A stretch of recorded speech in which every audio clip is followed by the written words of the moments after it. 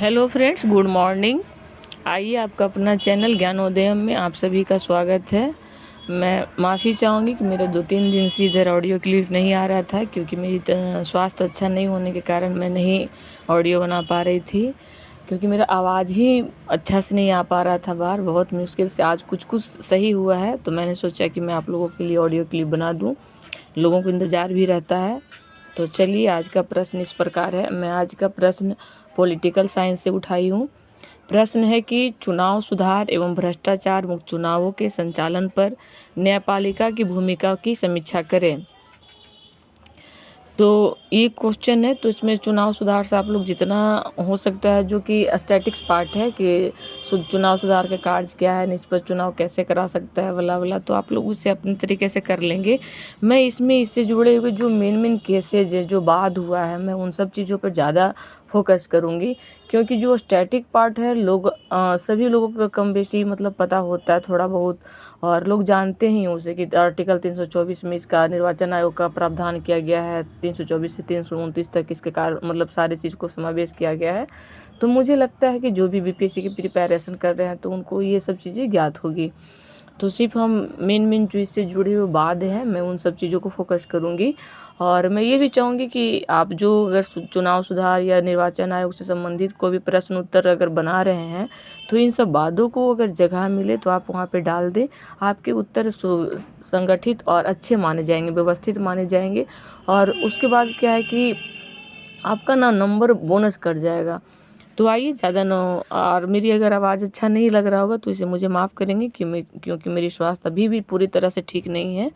तो आइए, आज हम अपना उत्तर प्रारूप प्रस्तुत करने जा रहे हैं। प्रश्न एक बार फिर से सुन लीजिए कि चुनाव सुधार एवं भ्रष्टाचार मुक्त चुनावों के संचालन पर न्यायपालिका की भूमिका की समीक्षा करें। उत्तर प्रारूप इस प्रकार है कि भारत का सर्वोच्च न्यायालय हमारे संविधान का प्रहरी है, जिसने अपनी नियमित शक्तियों के अलावा इसके पास विधायी, प्रशासनिक और न्यायिक समीक्षा की शक्ति भी है। भारत में चुनाव अक्सर राजनीतिक दलों और धनी उद्योगपतियों के धन और बाहुबल से प्रभावित होते रहे हैं। इसीलिए चुनावों को अधिक पारदर्शी और ईमानदार बनाने या संचालन करने के लिए न्यायपालिका ने महत्वपूर्ण भूमिका निभाई है। तो आप अपने स्तर से भी एक छोटा सा भूमिका लिख सकते हैं, जो आपको लगता है कि सारगर्भित हो, वो जो प्रश्न है उससे कोरिलेट कर रहा हो। हालांकि मैंने इसमें लिखा है, आप इसे छोटा भी कर सकते हैं अकॉर्डिंग टू प्रश्न, क्योंकि आप देखिएगा कि 200 शब्दों में मांग रहा है या लॉन्ग फॉर्मेट में है, शॉर्ट फॉर्मेट में, इसके अकॉर्डिंग आप अपने अनुसार ढाल सकते हैं। और मैंने सर्वोच्च न्यायालय की थोड़ा सा महत्व बताया कि सर्वोच्च न्यायालय कैसे किसी चीज़ को संरक्षण प्रदान कर रही है, और चुनाव कैसे आज के दौर में न्यायिक राजनीतिक दलों और धनी उद्योगपतियों के बीच में साठगांठ बनाए हुए हैं। अभी तो अगर आप लोग नियमित अखबार पढ़ते होंगे या फिर समाचार सुनते होंगे, तो आप एक टर्म सुने होंगे, चुनावी बॉन्ड, चुनावी फंडिंग के बारे में, तो इससे ही संबंधित था। और मैं हमेशा से बताती रही हूँ कि जब भी अगर आप किसी इस तरह का प्रश्न का उत्तर लिख रहे हैं, तो भूमिका के बाद अगर आपके माइंड में क्लिक करता है, तो आप एक डायग्राम, फ्लो चार्ट वगैरह बनाने का प्रयास करें। मैंने यहाँ एक छोटा सा फ्लो चार्ट बनाया है कि न्यायपालिका की भूमिका चुनाव सुधार में इस प्रकार है। भारत संघ बनाम association for democratic reform 2002, researches India बनाम election commission of India 2013, lily thomas बनाम भारत संघ 2013, और भारत संघ बनाम रमेश दलाल बाद 2005। पहला था कि भारत संघ बनाम एसोसिएशन फॉर डेमोक्रेटिक रिफॉर्म 2002, ये वाद है। इसके तहत कहा गया, इसके तहत सुप्रीम कोर्ट ने निर्देश दिया कि राज्य विधानमंडल या संसद के लिए चुनाव में खड़े होने वाले उम्मीदवारों अपनी वित्तीय जानकारी स्पष्ट करेंगे, आपराधिक पृष्ठभूमि और शैक्षणिक योग्यता बताएं, ताकि योग्य उम्मीदवार चुनाव में लोगों को विकल्प मिल सकेगा, योग्य उम्मीदवार चुनने के लोगों को विकल्प मिल सकेगा। ये रहा पहला। दूसरा है कि सुप्रीम कोर्ट ने अनुच्छेद 19 के सबसेक्शन ए के सबसेक्शन ए का उल्लंघन करार देते हुए संसद द्वारा संसद लोक प्रतिनिधि अधिनियम 1951 धारा बी को रद्द कर दिया। अगला है कि रिसर्चेज इंडिया बनाम इलेक्शन कमीशन ऑफ इंडिया 2013 बाद, इस बात के माध्यम से सुप्रीम कोर्ट ने फैसला सुनाया कि रिटर्निंग अधिकारी संपत्ति और उनकी आपराधिक पृष्ठभूमि सहित जानकारी की खुलासा न करने पर और उसे छिपाने के लिए किसी उम्मीदवार के नामांकन पत्र को खारिज कर सकता है। जो यूओआई बनाम एडीआर 2002 के बाद के उचित कार्यान्वयन के लिए भी एक बड़ा प्रोत्साहन था। कहने का मतलब ये है कि कोई बात को जब हम सुनते हैं तो किसी बात से दूसरे बात जो पहले कोई किसी बात किया रहता है यानी केस किए हुए रहता है तो उसकी क्षतिपूर्ति जो होती है हो जाती है। अगला है कि भारत सिंह बनाम रमेश दलाल 2005।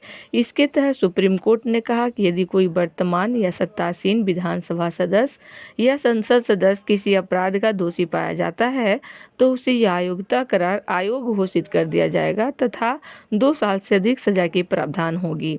हालांकि यदि ऐसी दोषी पाया गया व्यक्ति 3 महीने के भीतर अपील का विकल्प चुनता है तो उसे आयोग नहीं ठहराया जाएगा। अगला केस था लिली थॉमस बनाम भारत संघ 2013 का मामला था। इसमें सुप्रीम कोर्ट ने धारा 8 के सबसेक्शन 4 के तहत कहा कि जो उम्मीदवारों को अयोग्यता से छूट देती थी को शून्य घोषित कर दिया गया। परिणाम स्वरूप दोषी सांसद या विधायक तुरंत अयोग्य हो जाएंगे। इस मामले में अभी तक 11 प्रतिनिधियों जिसमें विधायक प्लस सांसद ने अपनी सीटें खो दी है। हाल के दिनों में था कि People's Union for Civil Liberties जिसे पीयूसीएल के नाम से ज़्यादा प्रसिद्धि मिली है, इसके तहत सुप्रीम कोर्ट में दायर एक रिट याचिका के कारण चुनाव में नोटा बटन पेश किया गया। तो ये था अब तक के सारे हमारी बात। और आप लोग चुनाव सुधार से जो उसके स्टैटिक्स पार्ट है चुनाव सुधार के कार्य वो क्या क्या किया, अभी चुनाव में क्या क्या किया जा रहा है, महिलाओं को या बुजुर्गों को घर से ही ऑनलाइन की व्यवस्था की जा रही है, तो करेंट के जो भी मुद्दे हैं आप उसमें समावेश करें अपने उत्तर में। ये मैंने सिर्फ मेन मुद्दा जो इससे संबंधित था, आप जब इसकी आलोचना जैसे चुनाव सुधार आयोग की आलोचना आ जाए या फिर चुनाव सुधार की कमियां, चुनाव सुधार के महत्व कुछ भी आ जाए तो आप इन बातों की सहायता से अपने आंसर को बहुत ही मजबूत कर सकते हैं। अब इसके एक छोटा सा कंक्लूजन इस प्रकार है कि समग्रता कहा जा सकता है कि चुनाव लोकतांत्रिक देश का प्राणवायु होता है, परंतु यदि प्रदूषित होने परंतु एक बार फिर से सुन लीजिए, थोड़ा सा आवाज़ मेरा भी पूरी तरह ठीक नहीं है, खराश आ रहा है। कि समग्रता कहा जा सकता है कि चुनाव लोकतांत्रिक देश का प्राणवायु होता है, परंतु वायु यदि प्रदूषित होने लगे तो न्यायपालिका को हस्तक्षेप करना पड़ता है ताकि चुनाव सुधार भ्रष्टाचार मुक्त और अपनी इच्छा अनुसार उम्मीदवार का चयन कर सके। अतः और उपरोक्त मामले में न्यायपालिका की प्रासंगिकता आज भी चुनावी बॉन्ड के फैसले के रूप में देखा जा सकता है। तो ये रहा आज का हमारा ऑडियो क्लिप। मुझे यकीन है कि आप सबको बहुत बहुत पसंद आ रहा होगा। आप लोग अपने प्यार मोहब्बत इसी तरह लुटाते रहे हमारे चैनल को ग्रो करने में। सब्सक्राइब शेयर और लाइक ज़रूर करें व्यू, और उसके बाद अगर अपना फीडबैक देते हैं तो मुझे बहुत ही अच्छा लगेगा। चलिए बस आज के लिए इतना ही। जय हिंद जय भारत।